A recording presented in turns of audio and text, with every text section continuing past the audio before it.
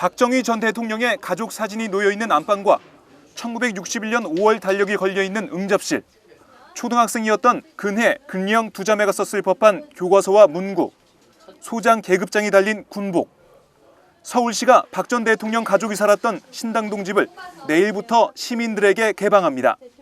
박 전 대통령은 1958년 5월부터 5.16 군사 쿠데타 이후 1961년 8월 장충동 국가재건최고회의 의장 공관으로 이주할 때까지 가족과 함께 이 집에서 생활했습니다. 1979년 박 전 대통령 서거 이후에는 박근혜 대통령이 1981년 성북동 주택에 들어갈 때까지 이 집에서 동생들과 함께 살았습니다. 서울시는 지난 2010년부터 지난해까지 6억 2천만 원을 들여 등록문화재인 박정희 대통령 가옥을 1961년 당시 모습으로 복원 재현했습니다. 건축사적, 역사적 보존 가치가 있다는 겁니다. 이 가옥은 문화재청에서 2008년도에 등록문화재로 등록을 하였는데요.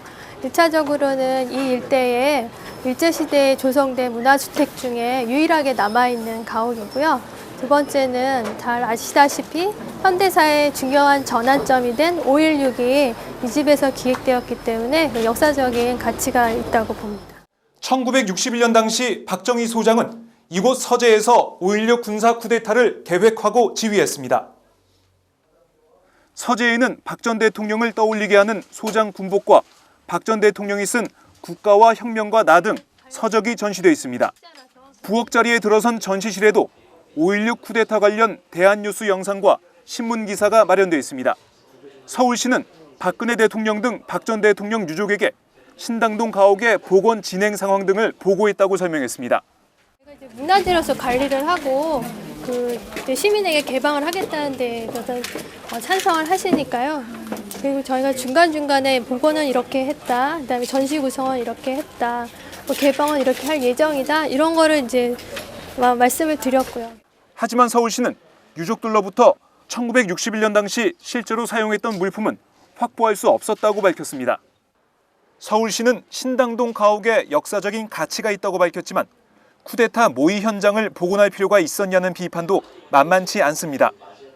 거기 국가와 혁명과 나라는 이 저서도 전시해놨고 대한뉴스도 상영하고 이렇다고 하니 이게 사실상 기념 공간이 되지 않을까. 쿠데타 모의 현장이기도 한데 과연 이런 것이 그렇게 복원해서 기념할 만한 그런 의미가 있는 공간인지 의문스럽고, 또 하나 역사 왜곡이 되지 않을까 좀 우려스러운 그런 느낌이 듭니다.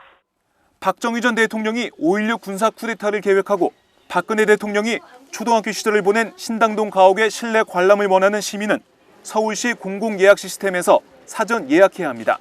오마이뉴스 박정호입니다.